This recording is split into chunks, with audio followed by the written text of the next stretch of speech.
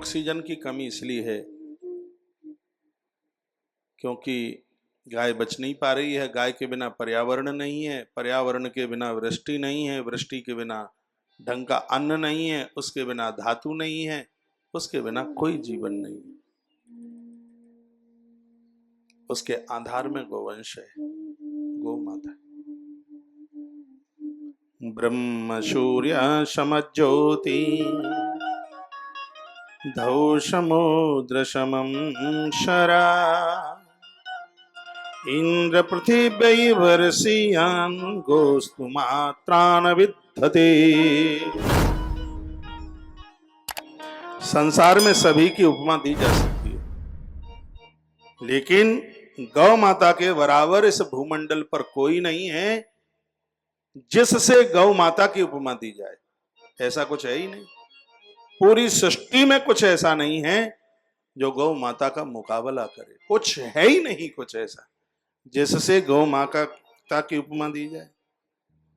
ब्रह्म सूर्य समम ज्योति, सूर्य को कहा जाता है कि ब्रह्म की तरह है। धौ समुद्र समम सरा, सरोवरों को सागर, सागर को आकाश की तरह। इंद्र पृथिव्यम, इंद्र को पृथ्वी की तुलना दे दी जाती है। लेकिन गोस्तु मात्रान विद्यते, गाय के लिए ऐसी कोई उपमा ही नहीं है कि गौ माता के लिए कोई उपमा दे दी जाए। गौ माता अपने लिए स्वयं में ही उपमा है, उसकी बराबरी तो कुछ किसी से हो ही नहीं सकती। हम और आप निश्चित रूप से बड़भागी हैं कि यहां से गौ माता की चर्चा हम कर रहे हैं, सुन रहे हैं। धर्म शास्त्रों में गौ धन को विशेष धन माना गया। गौ धन, गज धन, बाजी धन और रतन धन खान। हाथी को धन माना, धन को धन माना, तो गौ माता को भी धन माना। रामचरितमानस में तो गैया को सतोगुण कहा, गौ माता को सात्विक कहा।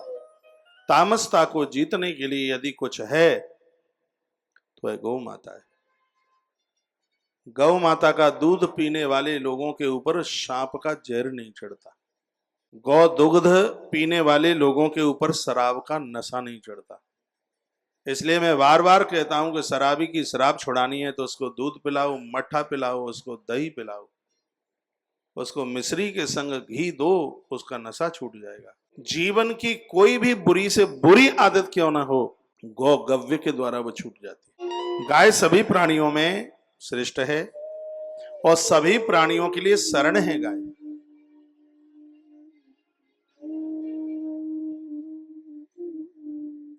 एक बात मैं आपको बोलूंगा, भैंस के नीचे आपने कुतरिया के पिल्लों को नहीं देखा होगा दूध पीते हुए। सुकरिया के बच्चों को आपने भैंस के नीचे दूध पीते नहीं देखा होगा। बंदरी के बच्चे को आपने भैंस के थनों में दूध पीते नहीं हुए देखा होगा। लेकिन मैंने गौ माता के नीचे उसका दूध पीते हुए बंदरी के बच्चों को देखा है, सूकरी के बच्चों को देखा है, कुतरी के बच्चों को देखा है। गौ माता के थनों के नीचे दूध पीते हुए देखा है। ये तो ऐसी भोली है, इसकी शरण में जो भी कोई चल करके आ जाए भैया उसी का ये कल्याण करती है, उसी को जीवन दान देती है। ऐसी है गौ माता, ऐसी है गाय। विश्व जननी है, ब्रह्मांड नायिका है। ये ऐसा कौन हुआ है जो सचमुच में गाय की महिमा गा सकता है? वेद की ऋचाएं भी नेति कह कह करके शांत हो जाएंगी, वो भी बोल नहीं पाएंगी। इसमें लिखा है जो भी कोई प्रातः, स्त्री पुरुष प्रातः स्नान करके गौ माता की एक परिक्रमा कर लेते हैं, ग्रंथ में लिखा है कि उसको संपूर्ण धरती की 7 परिक्रमा लगाने का तत्क्षण उसको पुण्य प्राप्त हो जाता है। इस श्लोक में ही लिखा है प्रदक्षिणा कृत्वा तेन सप्तद्वीपा वसुंधरा। स्नान करके गौ माता की एक प्रदक्षिणा। इस आश्रम में रहने वाले लोगों को मुझे आप पूछो तो यहाँ के बच्चे बच्चे को सुबह नहाकर गौ माता की परिक्रमा लगानी चाहिए। मेरी तो श्रद्धा है, मैं तो रोज लगाता हूं। आज से नहीं, बहुत बरसों से लगाता हूं, मेरी श्रद्धा है। मैंने इस वृंदावन में 2-2 परिक्रमा रोज लगाई है, सुबह और शाम, और मैंने लग करके 5-5 साल तक लगाई है।